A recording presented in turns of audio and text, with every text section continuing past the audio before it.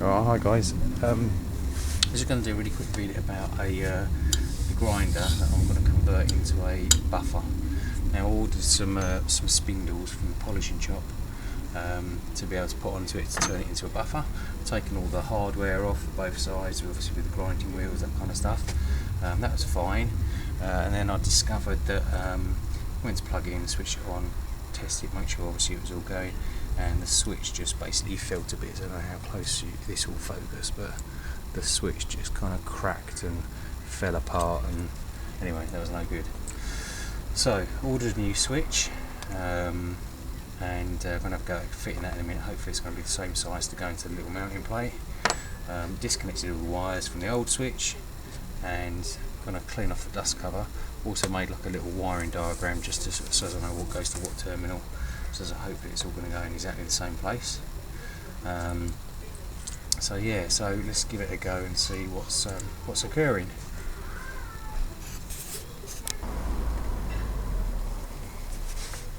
Okay, let's just try and give this a little fit together.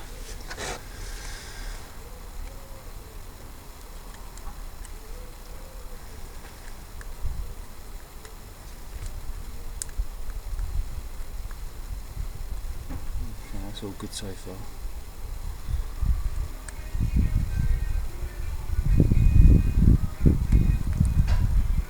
Okay, so the cap switch over, the dust cover fits over that.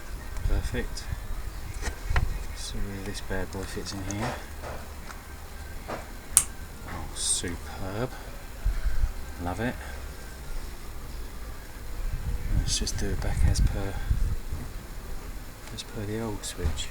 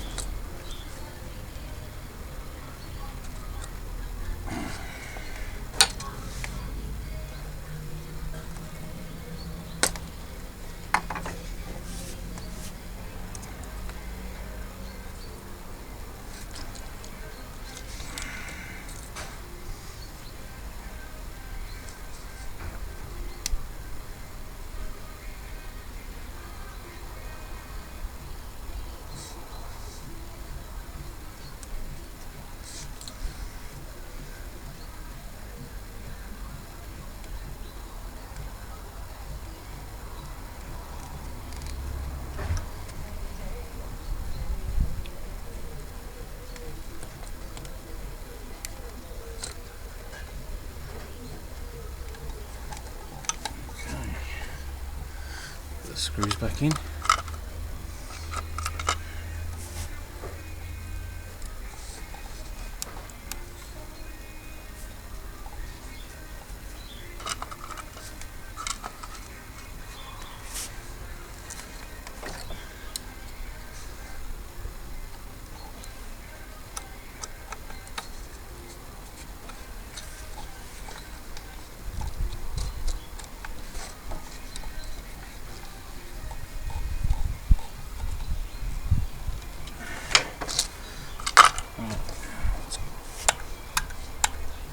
Cuts a little switch test of it, I think.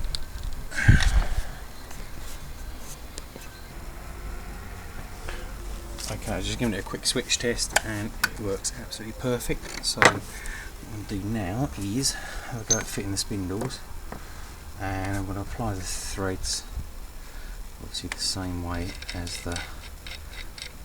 because one is a reverse thread and one's a correct thread. So yeah, that's the one for that side, and what I'm going to do is fit them on. I'm just going to do up the Allen key, get it where it's tight, and then I'm going to back it back off again. And got a nice little mark on the shaft.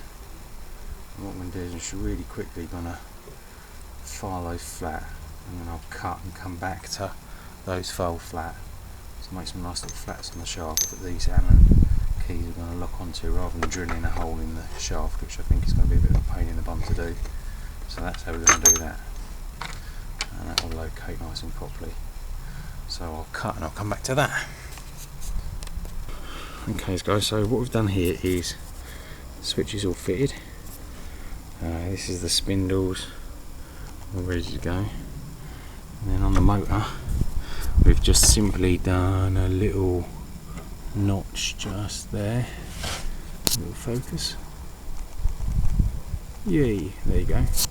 Just kind of like king size jimping really, and that's just been done with the side of the file, sort of kind of like just that, right, backwards and forwards, just to take out the little notch there.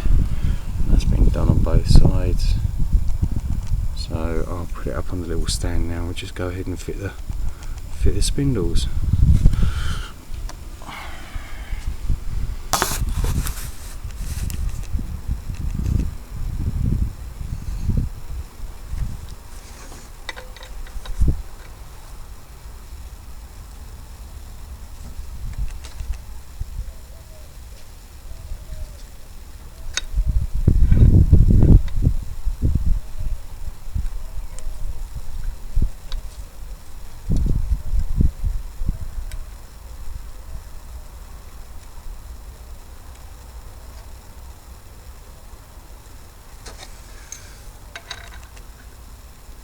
The spindles incidentally came from a place online called the polishingshop.co.uk, and I can't recommend them enough. It was brilliant. Ordered them quite late one night and they took just 2 days to come. So there you go. Just whack a couple of these bad boys on there.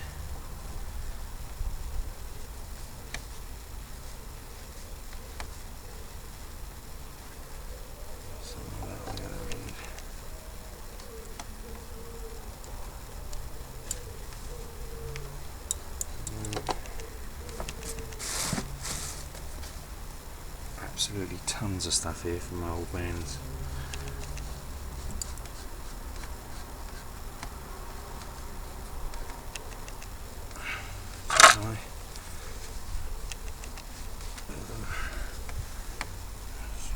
There you go.